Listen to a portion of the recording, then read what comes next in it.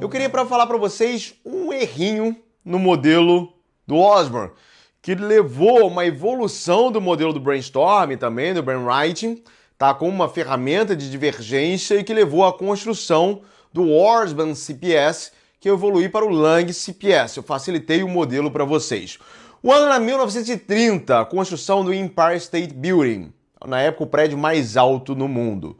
Você não precisa ser engenheiro civil para saber que para construir um prédio dessa altura, para ser justificável essa construção, eu preciso conseguir cobrar mais caro pelos andares que estão extremamente altos, porque é extremamente caro eu construir esses andares. Só que aí teve um problema. Na hora de lançar o edifício, os apartamentos e os escritórios nos andares altos empacaram, não venderam. E para piorar, o New York Times publicou um artigo detonando a construção. Eu vou ler aqui, vou colocar na tela aí inteira e vou ler junto com vocês o que o New York Times falou. O conceito, apesar de fabuloso, contém um defeito de difícil solução. Jornal americano, lógico, se posicionando. 2 pontos. As pessoas estão reclamando com razão. Se posicionou novamente. Os elevadores são lentos, o que está desvalorizando os andares mais altos.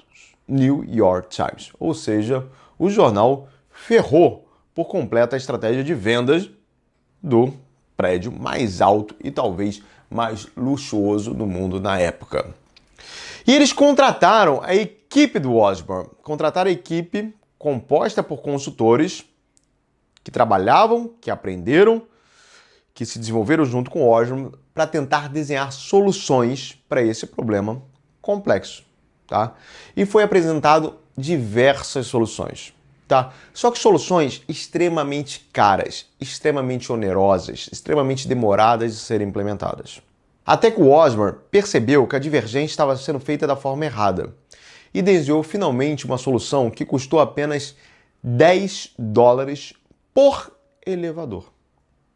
As outras soluções envolviam o desenvolvimento de motores modernos, desenvolvimento de sistemas computacionais para alocação de andares, ou seja, soluções extremamente caras para a época, né? Pensando em 1930. O Osborne desenvolveu uma solução de apenas $10 na época por elevador. O que ele viu?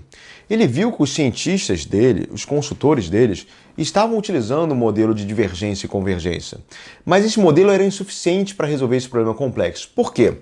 Porque eles tomavam como verdade que o problema era os elevadores são lentos. E aí começavam a divergir, tendo ideias para resolver os problemas dos elevadores lentos.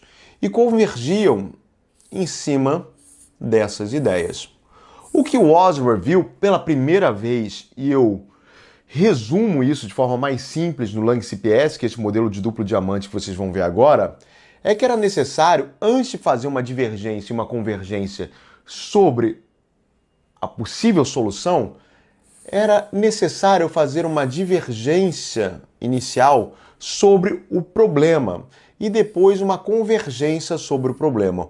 Ou seja, era importante eu questionar se o elevador lento era o real problema. E foi o que o Osborne viu. Ele tentou divergir sobre os problemas de percepção de tempo dentro do elevador. E ele viu que era a primeira vez que as pessoas ficavam muito tempo dentro do elevador. Mas a velocidade do elevador do Empire State Building era a mesma velocidade de qualquer outro elevador.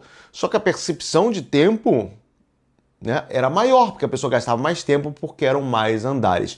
Então o real problema não é que os elevadores eram lentos. Ele tentou identificar uma série de possíveis problemas para essa percepção. E ele viu que o real problema é que as pessoas se entediavam dentro dos elevadores de forma mais fácil e pela primeira vez estavam entediadas.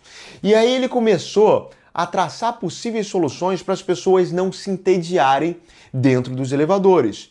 Encontrou diversas soluções e a mais interessante, com o impacto mais interessante e o menor custo, foi colocar espelhos dentro dos elevadores. Então, pela primeira vez na história da humanidade, dessa tecnologia chamada elevador, foi adicionado espelhos. Uma solução barata e simples. Repare quando tem um espelho dentro desse elevador, a percepção de tempo sua muda. Muitas vezes você está se penteando, está espremendo um cravinho, está vendo o seu corpo, você torce para aquele elevador não abrir a porta. Ou seja, você acha até que ele está rápido demais.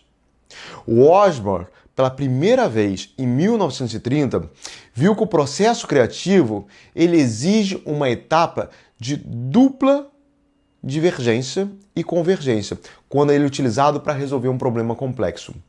Primeiro, eu preciso divergir. Se realmente aquele problema que eu quero tratar é o problema causa-raiz. Esse modelo, eu simplifiquei o modelo do Osborne e eu gosto de chamar ele de Lang-CPS. Tá? Coloquei o meu nome aí para dar um pouquinho de honra aí ao meu nome. Onde eu tenho um problema complexo, eu preciso necessariamente divergir, ver se realmente esse problema causa raiz. E quando eu encontro o problema causa raiz, aí sim eu faço uma divergência e depois uma convergência para encontrar a solução. Muda a pergunta, quantas vezes vocês se deram o trabalho de perguntar, realmente esse é o problema real? Isso serve para todas as profissões. Se você for um engenheiro, se você for um médico, eu estou tratando o problema real. A criatividade só é funcional, só é usual se você estiver na raiz do problema.